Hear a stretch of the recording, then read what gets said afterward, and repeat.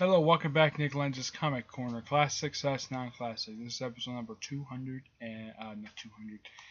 I'm so used to saying that. It's episode 303 and double shot number 234. Okay? We're going to cover volumes 2 and 3 of the Legion of Superheroes Archives. Yep. Okay? First up, it is volume 2. Which this book got a new writer. It's not the original writer anymore. The issues in this book are Adventure Comics 306, 317, Superman's pal Jimmy Olsen 72, and more stories from Superman annual number 4. Now, the writer for the Adventure Comics issues is a guy by the name of Ed Hamilton. I have no idea who this guy is. He writes a lot of these stories. Yeah, he writes pretty much every single story in here. Except for one, and that's the story from Jimmy Olsen's Superman's pal Jimmy Olsen, number 72. That's written by Jerry Siegel, one of the co-creators of Superman. Now,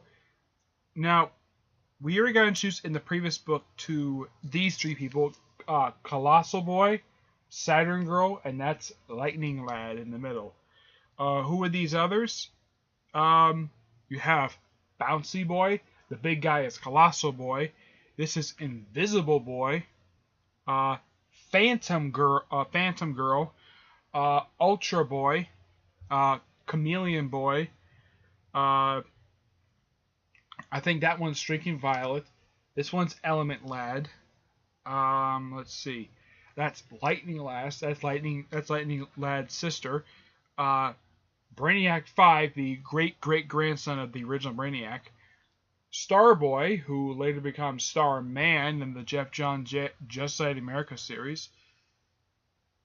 I don't really remember who that the thing is. It might be Damsel Girl, I don't know. But I also forgot to mention in the previous book, we also got the debut of Mon-El. Who basically made his debut, Superman's brother. Also in the previous trade, we also had a debut of Brainiac 5, Bouncy Boy, and a few others. This is just a few other stories. The more stories featuring the Legion of Superheroes. One thing you should note is that in the Superboy issue, that's when Jimmy Olsen, in the Jimmy Olsen's pal, Superman's pal Jimmy Olsen, number 72, that issue he's added to the Legion of Superheroes as an honorary member along with Superman. Supergirl was made an honorary member with the previous trade as well. I forgot to mention that. But yeah, there's many different stories in here. Like, they talk about, like, the first obvious story is the debut of the League of Substitute Heroes, which is made up of 5 heroes who were rejected from the Legion. And these heroes are comprised of Polar Boy. I should also mention, almost all the Legionnaires are aliens, despite the fact they are like human. There's also Night Girl, Stone Boy, Fire Lad, and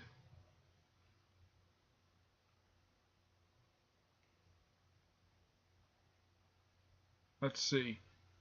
The last one is Colorful Kid. I think I'd say pronounce his name. Now he along with these 5 others, they're basically people who did try out for the Legion of Superheroes. They did fulfill the requirement. They have powers, but they were rejected because they were uncontrollable. They did form their own Legion. Now, a bit later on, like in this book, for example, the Legion basically would kind of be against this, and they try to ask them to disband. But later on, they did accept them as an actual Legion. Just as it basically sort of a spin-off branch of them. Yeah, they're officially recognized by the Legion spin-off branch. Superboy, one thing I should mention, is that he gets involved less and less with these stories. Half the time, he's not even in the stories at all. Most of the time, it's Mon-El, which he was cured of his lead poisoning that he had. Yeah. There's not much to say about these particular 2 trades overall. I should mention the issues in this one as well. That's Mon-El. Yeah, that's Mon-El with the Legion flag. I should also mention that in this book, I think it's this book, that Lightning Boy comes back. Yep.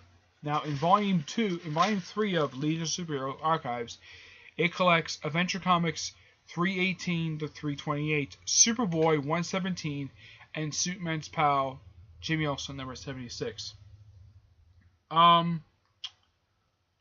Let's see. Ed Hamilton still writes all the Adventure Comics issues. There's really no change in writer, for what I can see. Okay. So, starting with issue 325, Jerry Siegel takes over from Ed Hamilton. Yeah. Jerry Siegel also did issue 323, but Jerry Siegel is the writer from 325 onwards.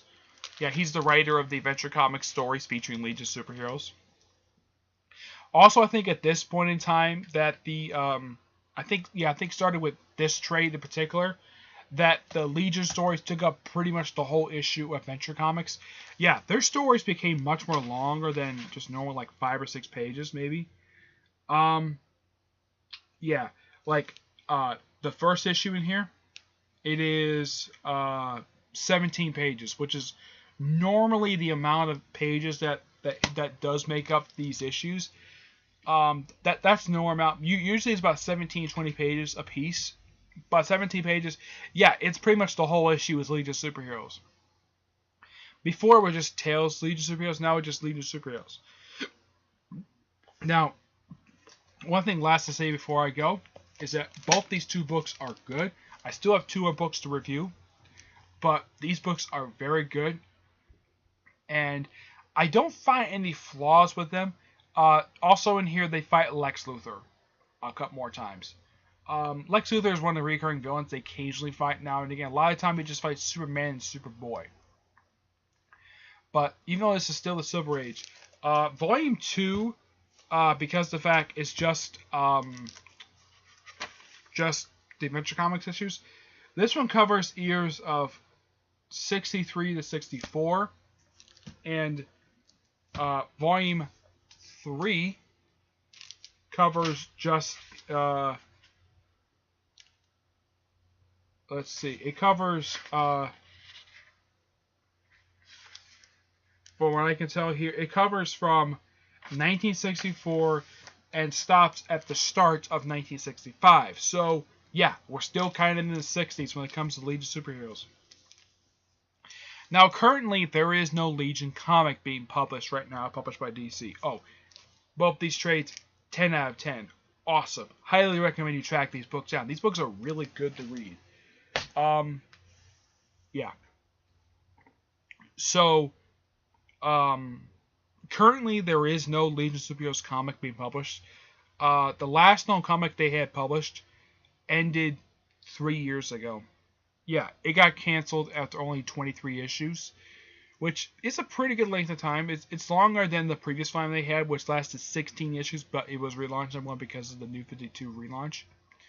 But I honestly didn't have a problem with it, and one thing I got pointed out about this, that volume was written by Paul Levitz, the guy who had been writing the Legion Superheroes on and off since 1979. Yeah, so it is really good. I've never found a bad Legion story at all. I mean, there's some in the 2000s, like during the Jeff Johns Adventure Comics issues, they cancel racial problems. Yeah, there's some actually not racism, more like xenophobia in a way. Yeah, for some reason Johns introduced that in the future. Also, I should also mention that the Legion, I forgot to mention this before, the Legion frequently works with the Science Police. It's this it's like this intergalactic organization that is basically the main police force in the future. They don't name the government here at this point in time, but it's the Galactic Federation. That's what it's called in their timeline. In this one. Now, this one pretty much encompasses most of the known Milky Way galaxy, but they go all over the place. And I believe in, I think it's 3. I think it is 3 or 4, I'm not sure. I'm trying to make sure of this. Is this one has the Legion Constitution? Yeah, this one has Legion Constitution. Yeah, to be a member of the Legion, yeah, it takes up only just a few pages. It takes up only just 2 pages. This is the Legion Constitution. To qualify for membership in Legion Superheroes, a candidate must be under the age of 18 and must have a genuine superpower which he or she can fully control, and must be courageous of good character. Well, they kind of extended that a bit because some of the members are in their 20s. Having qualified by passing such tests and be determined by membership board, the candidate shall be voted upon for such voting, and quorum consisting of 3/4 voting of active membership must be present. A vote of 2/3 must be present required to be accepted. That one is still active. That one's not changed. All Legionnaires are required to continue their scientific education. Special classes will be shut for the purpose. While off duty, all Legionnaires must attend classes regularly unless prevented by illness. Failing such marks will grounds for suspension from the League. That one has not changed. The Legion's leader shall be chosen each year in a manner determined by a vote of 3/4 of the entire active membership. Still there. Except in cases of dire emergency, no Legionnaire shall go more than 5 successful space missions without a rest period from space fatigue. Yeah, that's still active. Absolute loyalty is required of all members in the presence of the Legion flag. Legionnaires must salute. The Legion's duly elected leader is the supreme commander of the Legion, answerable only to the Commissioner of the Science Police. Members must obey all orders of the leader. Failure to do so should be grounds for court-martial and possible expulsion from the League. That has not happened yet, but most of the stuff is still there. Secrets of the Legion. Weapons, alarms, devices on the clubhouse center must be kept in confidence. Revealing such secrets to any unauthorized person grounds for expulsion from the Legion. That kind of does happen with the Adventure Comics issue, Code of the Superheroes. That is from Adventure Comics. I want to be sure this is correct. That actually happens with let's see. That happens in issue 321 of Adventure Comics. Yep. Alright. Failure of any member to live up to the membership requirements of membership, such loss of powers, cowardice while performing a mission, and shall be grounds for exposure, such as making false charges against a fellow Legionnaire. Worthy members may lose their powers, however, may be retained in a Legion reserve.